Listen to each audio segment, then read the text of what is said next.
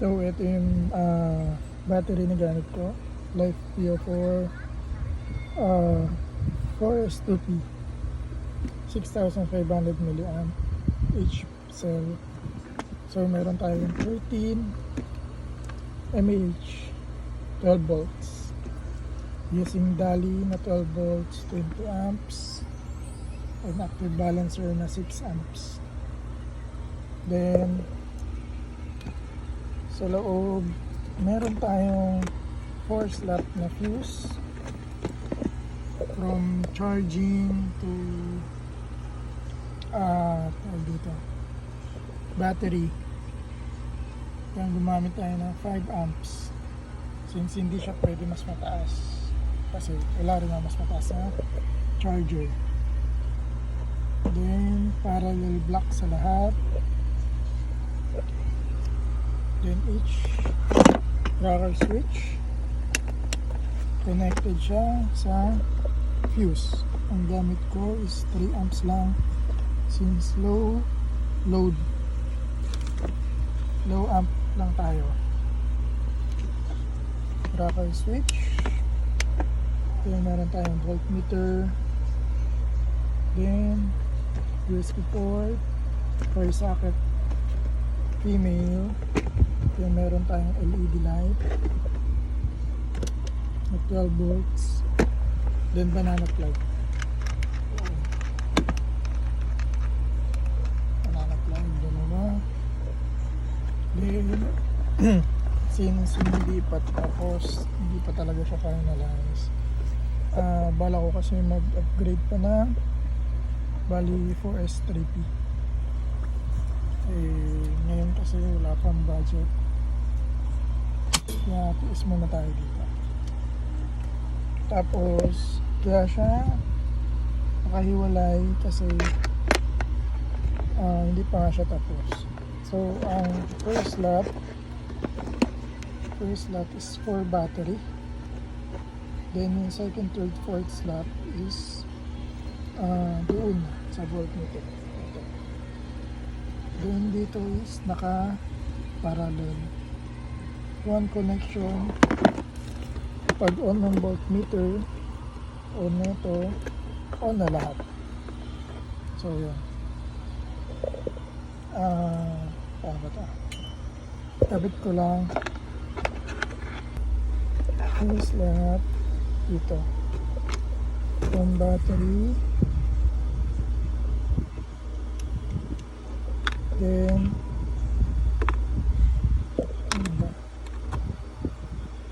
charging battery,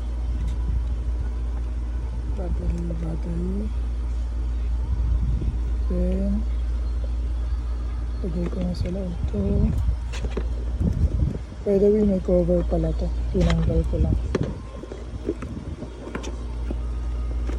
And plug natin yung port, yung main switch.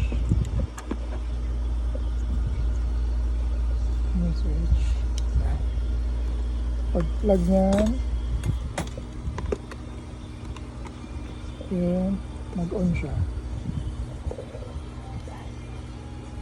13.7 since naka-resting voltage. Then USB, try natin kung gumagana. Naka 3 amps lang siya na fuse since low voltage lang naman siya. On, working, off. Then sa LED working. Sa banana plug din ito matry kasi wala tayo tawag dito load. Then for charging, gumawa lang ako ng back converter. Wait lang, open ko lang. Yun, na-open na siya. Ang gamit ko dito is 12 volts, 5 amps, 60 watts. Kaya niya nang ma-full to na 8 hours. 8 hours capacity. Running na 14.4 volts. Tapos 2 amps lang. 2 amps lang ang charging niya. Then meron akong, since ito is 12 volts lang, gumamit ako ng step up converter. Ito, step up converter from 12 nasa 12 volts lang. 12 volts going to back converter, output niya is 14.4 volts. Ito hindi pa gumagana. Hindi ko pa kasi naayos. So bibili ko pa siya ng panibagong lalagyan. Then yung ano niya, tawag dito. Ito. Ang voltage niya ngayon is 18.1 volts. Kasi ginamit ko siya sa soundbar. Ang soundbar kasi is 18 volts para hindi sabog yung tunog. Yun yung maganda ba. Adjustable siya. Then bala ko din siyang bilhan ng potentiometer para easy na lang. Dito kasi sinusungkit ko pa. Dito. Sa potentiometer. Disungkit pa kasi to.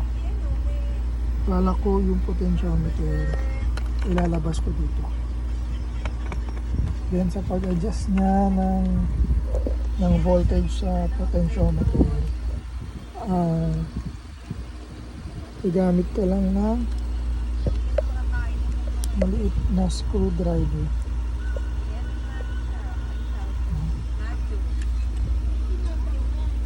Nasiset mo siya ng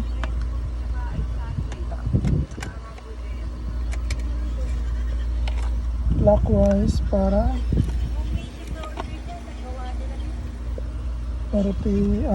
mababaan yung voltage.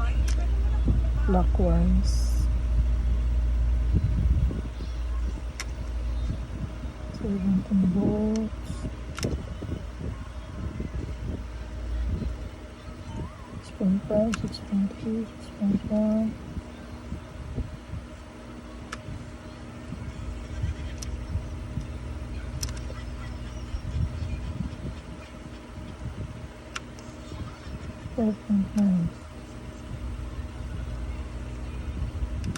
Section ng 14.4. 14.4. Yung battery pa kasi is 14.6 ang full charge. Then mas okay siya i-charge ng 14.4 para tumagal yung ano nga, tawag dito, lifespan. Yun yung ano sa ano. Then kapag okay na, naset ko na, ito lang talaga hasa.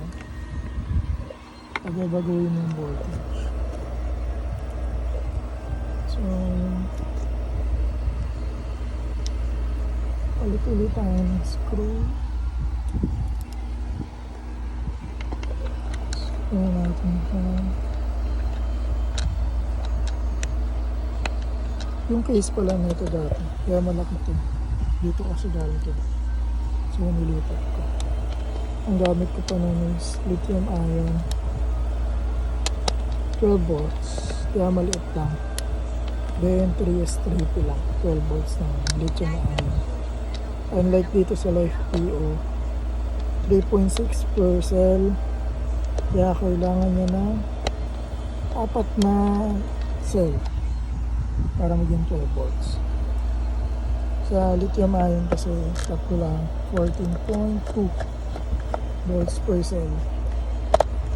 Yeah.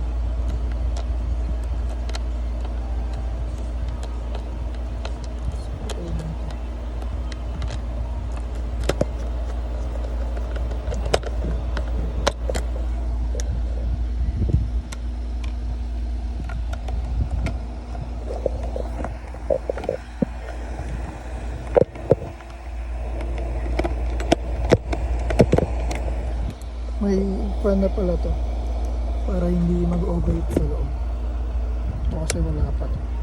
Ibinangan pa siya ng bahay nila to. Mas maganda.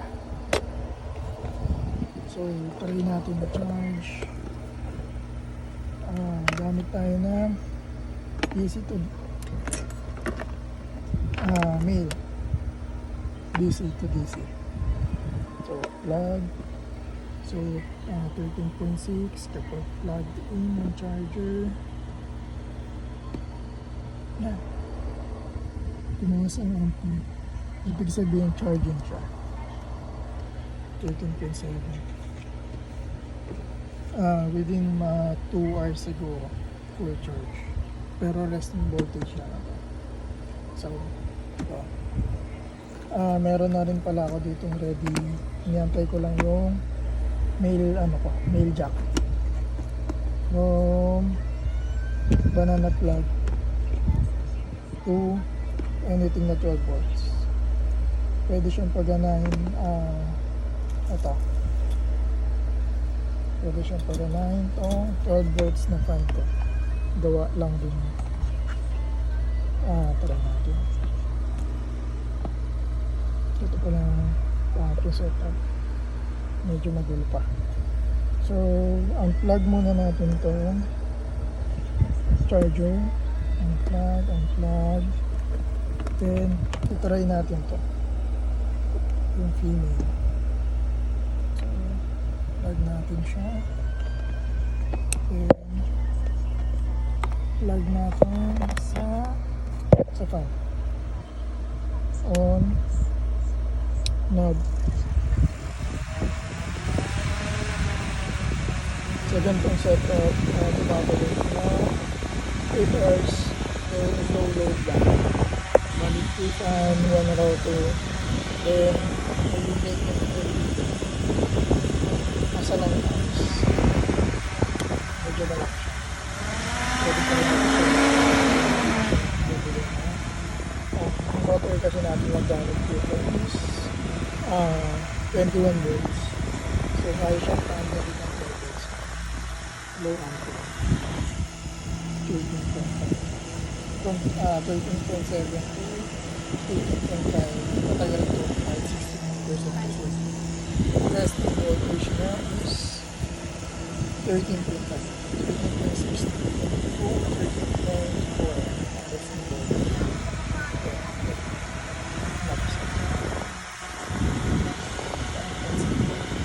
Pero yun. Ang total gastos ko dito nasa around 3,000.